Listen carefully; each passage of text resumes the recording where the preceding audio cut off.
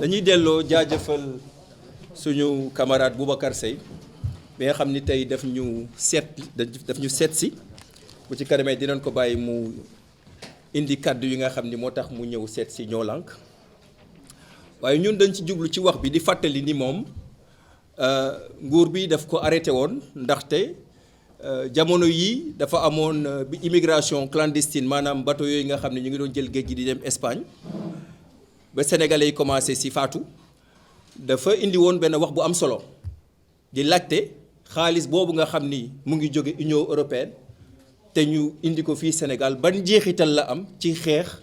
maanaam dem boobu xale yi di doon dem de manière illégale mu nekk mu mentionné woon ne benn c'était un montant de 116 milliards. ci loolu nguur bi jëloon ko dugal ko denc ko ndaxte ñoom dañu ne woon loolu diffamation la te du dëgg moo tax société civile yëpp jógoon jàppale ko ba mu génn waaye barkaati démb dégg ngeen président de la république toog jàkkaarloo encore ak presse bi ci taxawaayu chef gouvernement espagnol fësalaat ni ne Union européenne amul benn crédit bu mu jox Sénégal te Boubacar Seye mii bind na ko maanaam di jéggalu mel ni dafa juumoon waaye ñun nag Ñoo Lank lu weesu ñu demoon taxawu monsieur Boubacar Seye ba mu génn dañu continuer dem dajeek Union européenne ndaxte ñun jàppoon na ni Union européenne waroon na yëkkati baatam su nekkoon ni lii Boubacar Seye doon wax dëgg la te biñ demee waxtaan ak ñoom dañu jébbal ay këyit bi nga xam ni di ngeen ci jot yéen ñëpp muy wane projet Union européenne yi nga xam ni ñu ngi koy doxal fii Sénégal te montant yi ci def mu méngoo ak montant bi nga xam ni monsieur Boubacar Seye joxoon na ko kon lii mooy preuve bi nga xam ni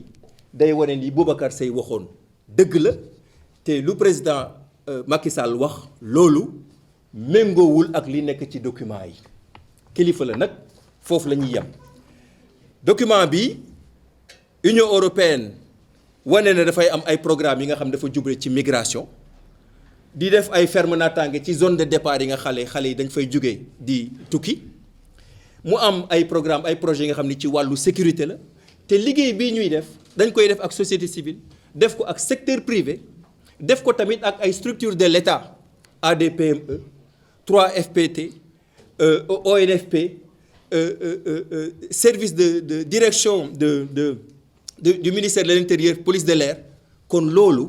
leer na ni xaalis bi dafay jaar ci structure yooyu te li Union européenne wax ni 116 milliards ñu ngi koy dugal fii ci Sénégal ci mbirum xeexu immigration loolu lu am la lu wóor la duñ ci sori ndaxte document bi mu ngi nii en version papier mais am na tam version électronique dinañ def yéen ñëpp presse bi ngeen jot si parce que nag mënuñu toog lu mel ni président de la République di werante ak société civile di werante ak Union européenne di weddi ni montant yi dugg na Sénégal kooku mooy benn loolu sax ñun jàpp nañ ni lu tax bokk na ci lu tax tey président de la République ni ko sama xarit bi tout à l'heure rappelé mu dem tey Union européenne parce que Union européenne nag su nekkee du jël 116 milliards diggante 2016 ak 2021 di ko dugal ci xaalis fii yow nga toog jàkkaarloog représentant Union européenne jàkkaarloog le chef du gouvernement espagnol ne Union européenne defu fi dara da ngay remettre en question l'action de l'Union européenne kooku ça pose un vrai problème te jàpp nañ lu tax tey du ñu ne convocation la waaye invitation express moo tax dimanche dafa prévoir woon dajeek ay militants am waaye war na ko bàyyi na ko dem wuyu Union européenne kooku mooy benn ñaareel bi ñun dañu taxawoon ci wàllu pêche accord de pêche parce que bi mbir mi amee immigration UNAPAS bi nga xam ni mooy Union nationale des pêcheurs artisanaux dañ ñëwoon seet ci Ñoo Lank ne dañu bëgg ñu dimbali leen ñu fësal seen kàddu wane ni ñoom d'accord ñu ci accord de pêche yi parce que dafa wàññi liggéeyu pêcheurs yi et que accord yooyu tax na ba géej gi amatul jën ñun ñu àndoon ci ak ñoom parce que soo xoolee statistiques yi effectivement pêche artisanale mu ngi wàññeeku te accord bi ñun gisuñu si njëriñ loolu tam bokkoon na si li ñu waxtaanee ak Union européenne waaye li ci gën a yéeme mooy lu weesu waxtaan yooyu ñun dañu caytuwaat dañu saytu maanaam càmbaraat accord bi ci boppam jàngaat ko gis ni accord boobu jaarul assemblée nationale xam ngeen constitution ci article 95 dafa ne lépp luy accord wala traité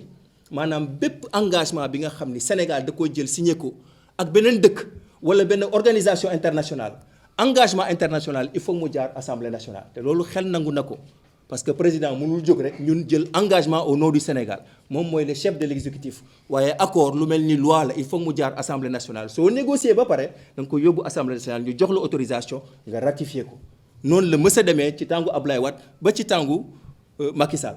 waaye accord de pêche bii ñu signé woon en 2004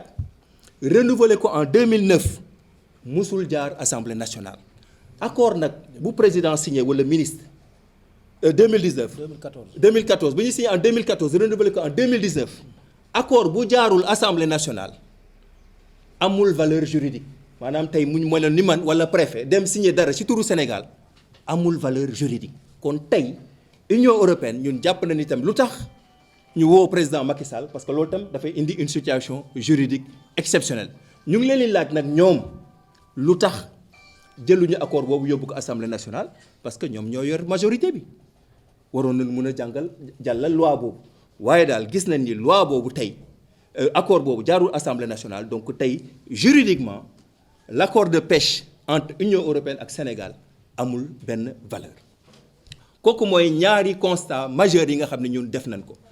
ñu yokk ci beneen élément bi ñu jàngaatee ak projet yi Union européenne di doxal dafa am benn projet am na ci ay projets yi am solo dañuy def ay ferme ni ñu ko waxee ñoom ci village yi ci zone yi dem ci xale yi dem waaye dafa am benn projet bi nga xam ne ñun dafa attirer suñu attention muy benn projet bi nga xam ne dafa laal état civil ak identification biométrique te liggéey boobu dañ ko dénk benn société bu ñuy wooyee Civipol société bi nga xam ni ministère de l'intérieur français moo ko moom kon tey dafa mel ni rek ministère de l'intérieur France moo ñëw fii ñu jox ko sañ-sañ mu jël suñu état civil war a def identification biométrique yi sénégalais yi loolu lu tax ñu koy def parce que ñoom ci seen wàllu sécurité suba dañu bëgg suñu jàppee benn sénégalais amul këyit ñu mën a utiliser identification biométrique boobu pour xam kan la ba dellu si ko waaw ñun comprendre nañ ni soo jàppee nit war nga mën a xam ban dëkk la jógee pour nga delloo ko waaye soo waree def identification biométrique xel nanguwul nga jël liggéey boobu dénk ko benn société bi nga xam ni ministère de l'intérieur français moo ko moom ñun loolu dañu jàpp ni lu jéggi dayoo la question la tam bi ñuy poser gouvernement pour seet kan moo jël responsabilité boobu jël société bu mel ni Civipol bi nga xam ni ministère de l'intérieur moo ko jox nga jox leen sañ-sañ bi nga xam ni ñoom ñooy ñëw jël suñu état civil def suñu identification biométrique kon ñun loolu question bu grave la damay yem ci ñetti point yooyu dinañ leen jéggal document bi ay question na nag dañ koy laaj parce que dañuy ñaan yéen ngeen jébbal question yooyu président de la république nee naa leen dem na Union européenne démb dina dellu si li ñuy ñaan mooy ngeen laaj ko benn lu tax accord de pêche bi jaarul Union européenne te ko ça veut dire que tey ci 7 ans yi 6 ans yi 2014 ba léegi pêche bi fi bateau européen def ce n'est pas basé sur quelque chose de légal c'est totalement illégal et ça veut dire que l'Union européenne peut être attaquée sur le plan international pour ça même si c'est la responsabilité aussi de l'État du Sénégal ñaar lii mu wax nii que Boubacar Seye daf ko bind loolu sax duma ci dellu amul solo waaye li mu wax ni Union européenne bu fi dugal xaalis document baa ngi nii c'est 115 milliards 541 millions bi nga xam ni c'est des projets entre 2016 ak 2021 lii président mënu ko réeree mbir xam na ko parce que c'est avec des structures de l'État que c'est réalisé Union européenne mënu fi dugal 115 milliards yow président de la République ak say structures nga ne yëgoo ko kon lu tax muy wax naka su dul noonu ñun loolu tamit jaaxal nañu débat public nag dafa am solo parce que suñu indi preuve ngi nii ñoom dafa ko président dafa ko day indi rapport ba léegi kenn gisagul rapport boobu voilà donc maa ngi yem foofu